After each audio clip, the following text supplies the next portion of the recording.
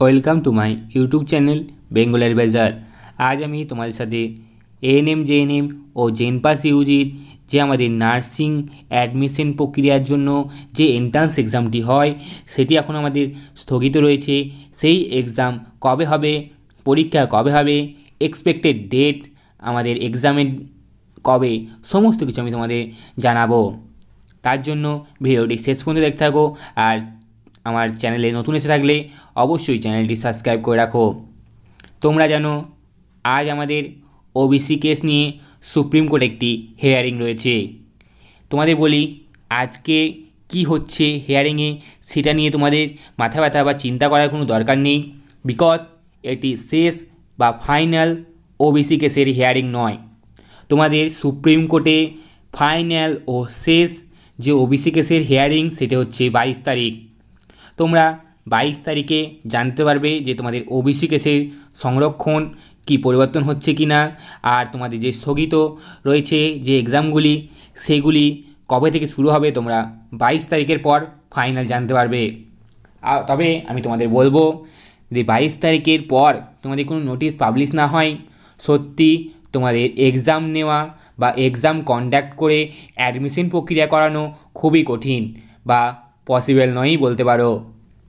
তাই তোমাদের বলবো যে তোমরা 22 তারিখ পর্যন্ত ওয়েট করো, দেখো কি বলছে। এছাড়াও কাল 16 তারিখ একটি গুরুত্বপূর্ণ দিন, যেটা আমাদের কলকাতা হাইকোর্টেও একটি ওবিসি কেসের ফাইনাল বা শেষ শুনানি বলতে পারো সেটি রয়েছে। সেখানে কি বলছে সেটাও খুব দরকার আমাদের ওয়েস্ট বেঙ্গলের জন্য। বিকজ ওয়েস্ট বেঙ্গলে আমাদের কলকাতা হাইকোর্ট কি বলছে সেটা খুব জানা দরকার। আর তোমাদের বলি, তোমাদের যদি 22 তারিখ মানে ওবিসি কেস সমস্তভাবে শেষ হয়ে যায়, মানে ওবিসি কেস নিয়ে যে মামলা চলছে সেটা যদি সম্পূর্ণভাবে মিটে যায় আমাদের 22 তারিখ, তাহলে তোমাদের জুলাই মাসের শেষ দিক করে আশা করা যাক একটি এক্সাম রিলেটেড নোটিশ পাবলিশ করবে ডাব্লিউবিজেই বোর্ড। আর সেই নোটিশ অনুযায়ী আমাদের আগস্টের মিডিল দিকে তারা এক্সাম কন্ডাক্ট করবে এমনটাই আশা করা যাচ্ছে। যদি জুলাইয়ের লাস্ট দিকে কোনো নোটিশ পাবলিশ না হয়, সত্যি বলতে এক্সাম কন্ডাক্ট করে আমাদের এএনএম জেএনএম ও জেনপাস ইউজির অ্যাডমিশন প্রক্রিয়া করা খুবই কঠিন বা পসিবল নয় বলতে পারো। তবে তোমাদের বলি যে তোমাদের অ্যাডমিশন প্রক্রিয়া হবে, অর্থাৎ তোমাদের ভর্তি চলবে, ভর্তি প্রক্রিয়া হবে। তাহলে যে কোনো একটি বিকল্প পথ তারা অবলম্বন করবে, সেটাও অবশ্য তারাও জানিয়ে দেবে, কিন্তু কবে জানাবে সেটা এখন পর্যন্ত জানা যায়নি। তবে তোমাদের একটা কথা বলি, আমি 22 তারিখের কেসের জন্য ওয়েট করছি।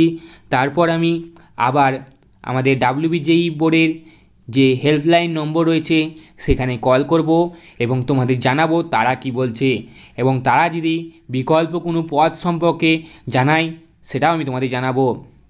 তবে কালকের দিনটিও দেখব যে কালকে আমাদের কলকাতা হাইকোর্ট কী বলছে।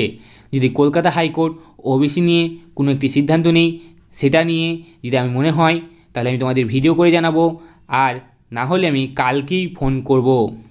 ফোন করে আমি ডাব্লিউবিজেই বোর্ডের কাছ থেকে তোমাদের জন্য জিজ্ঞাসা করব যে আমাদের এএনএম জেএনএম ও জেনপাস যে এক্সাম, আমাদের যে এন্ট্রান্স এক্সাম সেটা কি আদৌ কন্ডাক্ট করবে না অন্য কোনো বিকল্প পথে তারা অ্যাডমিশন করবে, সেই সম্পর্কে জিজ্ঞাসা করব।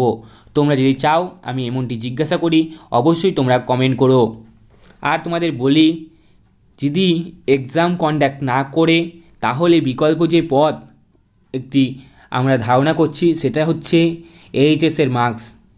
তোমরা অনেকে বলছো যে মাধ্যমিকের মার্কস, তোমাদের বলে দিই মাধ্যমিকের মার্কসের ভিত্তিতে কোনো দিনও অ্যাডমিশন হবে না। যদি মার্কসের ভিত্তিতে হয় সেটি হচ্ছে অবশ্যই এইচএসের মার্কসের ভিত্তিতে।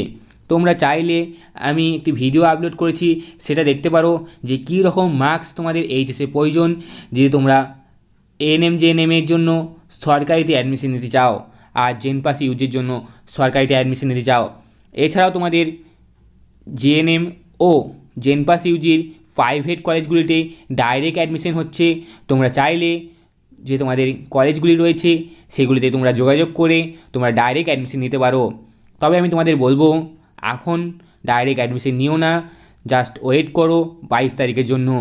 22 তারিখের পর যে তোমাদের মনে হয় ডাইরেক্ট অ্যাডমিশন নেবো, তখন তোমরা নিতে পারো। এই ধরনের আপডেট আমি তো তোমাদের প্রোভাইড করছি, তাই তোমাদের চিন্তা করার দরকার নেই তোমরা কী করবে, আমি তোমাদের সাথে আছি। তাই আমার এই চ্যানেলটিকে তোমরা অবশ্যই সাবস্ক্রাইব করে রাখো। আজকে এই পর্যন্ত, থ্যাংক ইউ।